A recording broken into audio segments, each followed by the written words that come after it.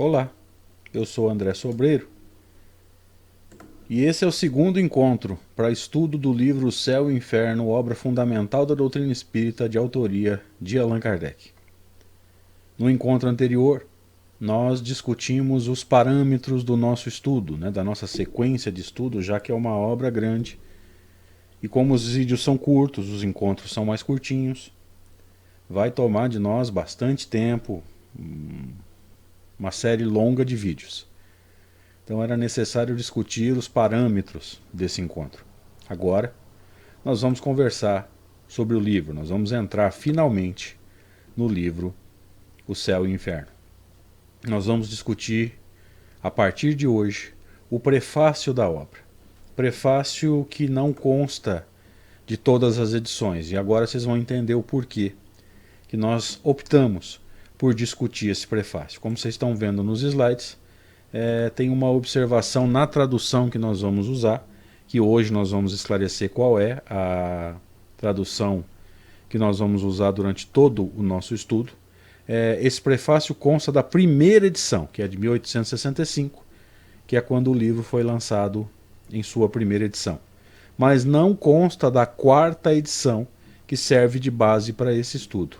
E no decorrer do estudo do prefácio, quando chegar em determinado momento, a gente vai entender claramente o porquê que nós optamos por estudar esse prefácio, já que o próprio Allan Kardec não continua a publicação dele.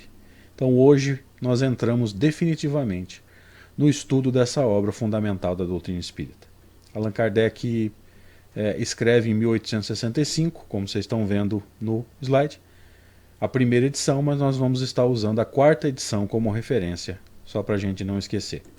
Nós optamos por usar a tradução de Maria Leonor Loureiro, que nós encontramos no site do IPEAC, que é o Instituto de Pesquisas Espíritas Allan Kardec. O site está citado aí no slide, www.ipeac, Instituto de Pesquisa Espírita Allan Kardec, .com.br, mais uma ferramenta capitaneada pelo meu querido amigo e grande conhecedor do pensamento de Kardec, Cosme Massi, juntamente com a Kardecpedia, o Kardec Play e inúmeros outros projetos capitaneados pelo Cosme, onde nós podemos estar estudando as obras de Allan Kardec, inclusive baixando esses livros que são de domínio público, portanto você pode baixar, que não é pirataria, nós não vamos estar atrapalhando ninguém. Então vamos entrar definitivamente no estudo da obra em questão, quando Allan Kardec nos diz assim: o título dessa obra indica claramente o seu objeto ou o seu objetivo, o céu e o inferno. Evidentemente ele vai desconstruir a crença nas penas eternas, que seriam o céu e o inferno, ou seja, a fixação do destino, nos termos que o próprio Allan Kardec vai usar no Evangelho segundo o Espiritismo. E ele prossegue, atenção para esse trecho grifado: reunimos aqui todos os elementos capazes de esclarecer o homem sobre seu destino. Veja que esse trabalho foi escrito, ele foi preparado com o objetivo de trazer nele todos os elementos capazes de esclarecer o homem sobre o seu destino, ou seja, o que ele vai colher, usando a metáfora do plantio e colheita, muito usado nos textos bíblicos, quando os profetas e o próprio Cristo usam essa metáfora, do plantio e colheita para designar o princípio de causalidade que nós costumamos chamar de causa e efeito, ou seja, nesse destino, nesse futuro, nessa imortalidade que nós temos pela frente, como ela será? De que forma vai transcorrer a nossa imortalidade? De que forma vai transcorrer a nossa erraticidade, que, como você sabe, eu também, é o tempo entre uma encarnação e outra? Como é que isso vai transcorrer?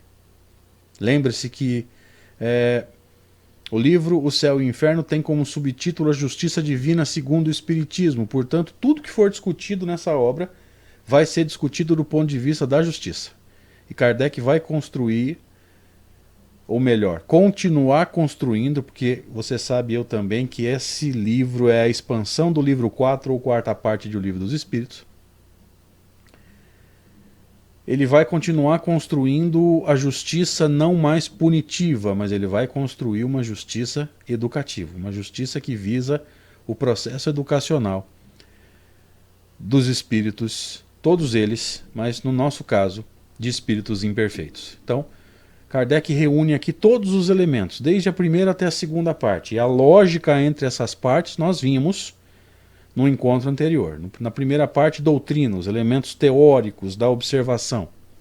Num segundo momento, a parte prática, ou seja, os próprios espíritos dizendo qual foi a colheita encontrada como consequência do plantio ou dos atos praticados durante a encarnação. Então veja que nesse conceito, nessa conceituação, se desenvolve a obra em análise. Kardec prossegue. Como em nossos outros escritos sobre a doutrina espírita, não nos esqueçamos que aqui nós estamos lidando com a quarta obra fundamental.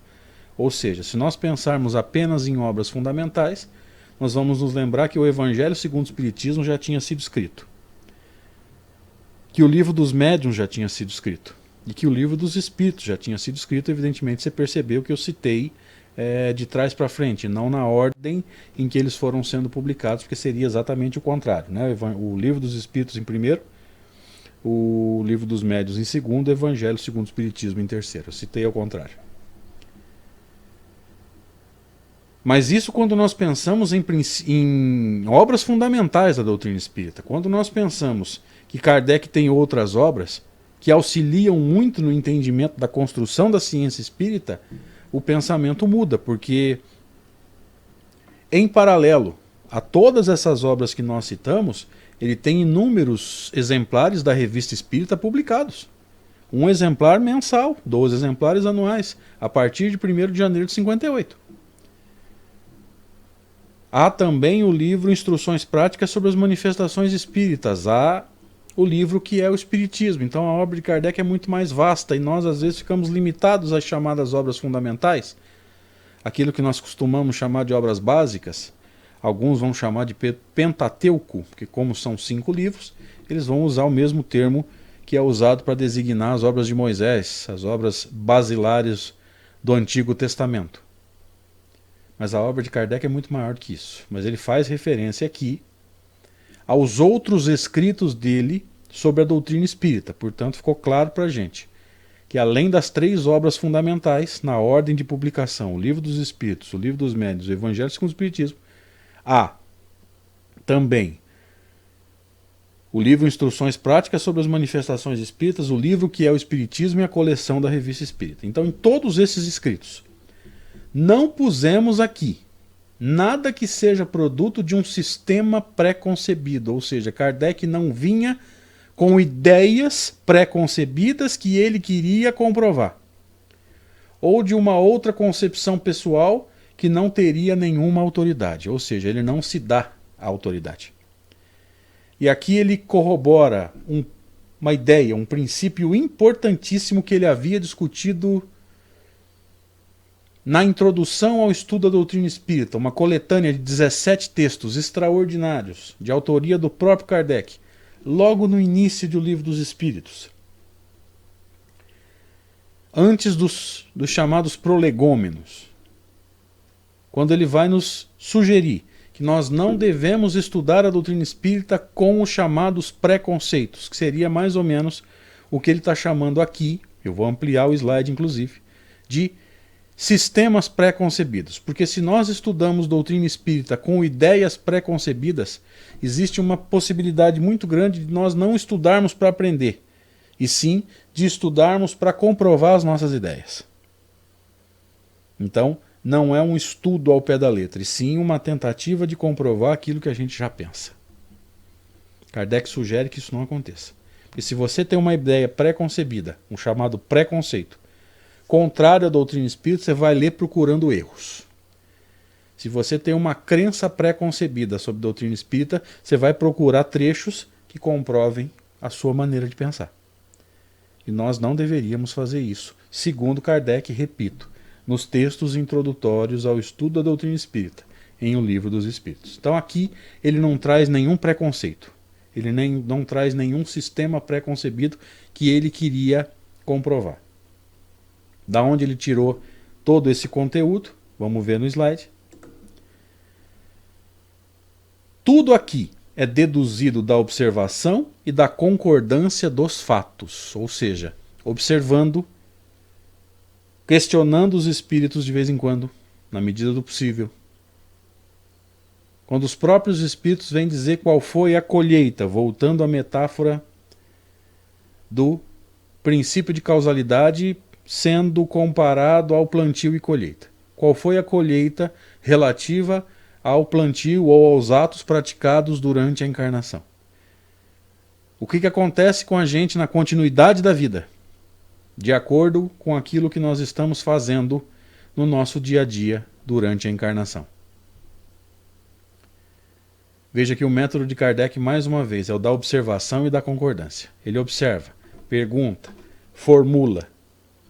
Depois, muitas vezes, consulta os espíritos com relação à teoria por ele formulada. E quando necessário, os espíritos faziam as devidas correções. E ele prossegue. Nesse slide, nós vamos perceber claramente o objetivo de nós termos citado esse prefácio, já que, como vocês viram, o prefácio está na primeira edição. Nós estamos usando a quarta. Não era necessário discutir esse prefácio. Mas nesse slide vai ficar claro por que nós optamos por discutir esse prefácio com vocês. O Livro dos Espíritos contém as bases fundamentais do Espiritismo. É a pedra angular do edifício. Evidentemente, pedra angular é uma metáfora que nos remete à construção civil, à engenharia civil e ao um componente do chamado alicerce.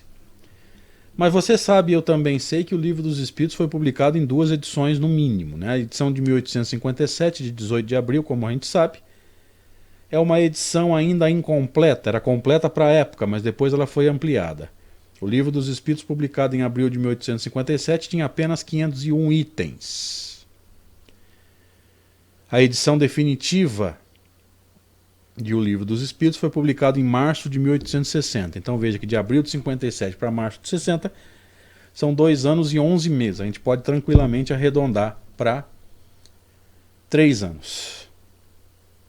Em 3 anos, o volume de informações ali contido mais do que dobra, porque o livro foi de 501 para 1018 ou 1019 questões, dependendo da edição.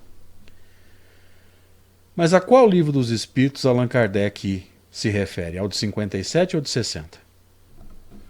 Agora você vai entender por que nós optamos por citar esse prefácio. O Livro dos Espíritos ele não é apenas um livro, ele é um ciclo. Entre 1857 e 1860, o que acontece é a construção das bases ou do alicerce da doutrina espírita, como você está vendo nos slides. O Livro dos Espíritos contém as bases fundamentais do espiritismo. É a pedra angular do edifício. Então, em 3 anos, 2 anos e 11 meses, se você quiser, Allan Kardec constrói a base da doutrina espírita. E ela está toda em O Livro dos Espíritos. Por isso que em uma das introduções que nós estamos, Introdução ao Estudo da Doutrina Espírita, Allan Kardec vai dizer que esse livro contém a doutrina espírita. Ele não estava mentindo.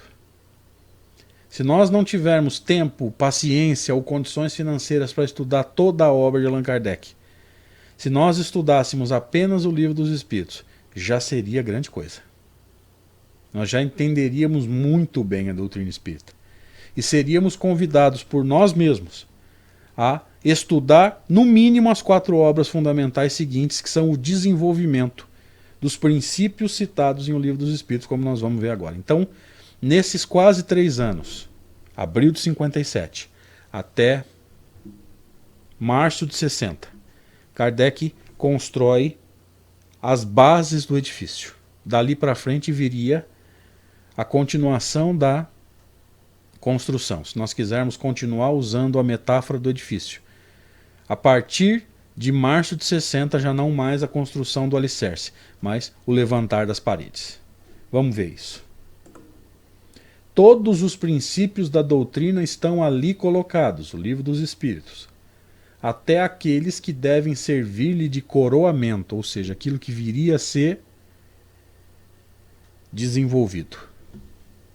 Mas era preciso dar seus desenvolvimentos, deduzir dali todas as consequências e as aplicações, à medida que elas se desenrolavam, pelo ensinamento complementar dos Espíritos e por novas observações. Então veja que depois que o Livro dos Espíritos foi publicado, na sua edição definitiva, em março de 1860, era necessário, palavras textuais de Kardec, voltando para o texto, dar desenvolvimento, deduzir dali, daqueles princípios que estavam em o Livro dos Espíritos, todas as consequências e todas as aplicações, à medida em que elas se desenrolavam, pelo ensinamento complementar dos Espíritos e por novas observações. Iniciara-se ali, com a publicação da edição definitiva do Livro dos Espíritos, o erguimento das paredes desse edifício, ou seja, o desenvolvimento dos princípios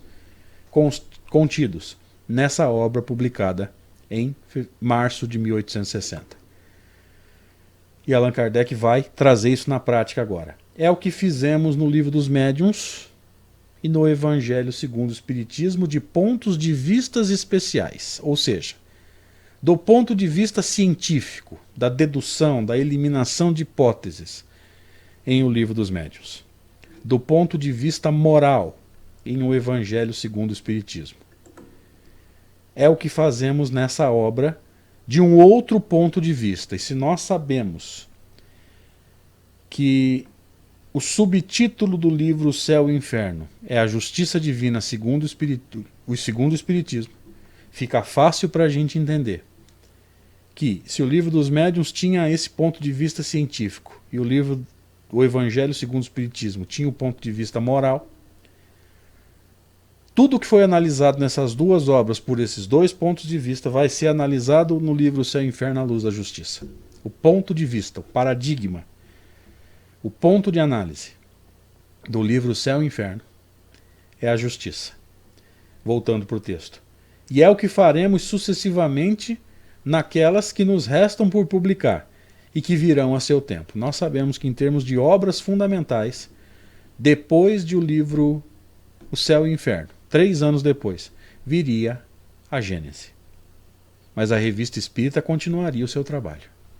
O livro A Prece também foi publicado em 1867, que nada mais é do que uma separata, com o capítulo 27 e o capítulo 28 de O Evangelho segundo o Espiritismo, que é quando Kardec discute a prece, os mecanismos da prece, no capítulo 27, e depois traz a coletânea de preces espíritas, no capítulo 28. Então esses dois capítulos foram publicados numa separata chamada A Prece. Mas em termos de obras fundamentais, haveria mais um desenvolvimento, em 1868, na verdade a partir de 1868, com o livro A Gênese. Então, o motivo de termos discutido, de estarmos discutindo esse prefácio, é bastante fácil de entender. Nessa colocação de Allan Kardec, dizendo que o Livro dos Espíritos contém o alicerce. Então, entre 1857 e 1860, Kardec realizou a construção do alicerce. Dali para frente era desenvolvimento, era a continuidade da construção, levantamento das paredes, e na frente viria o acabamento. E é aqui que nós encerramos o trecho de hoje do nosso estudo, agradecendo a cada um de vocês que nos dá a alegria, a honra e o prazer de estarmos aqui conversando sobre doutrina espírita, conversando sobre o livro Céu e Inferno e aprendendo para poder guiar a nossa transformação moral. Muito obrigado.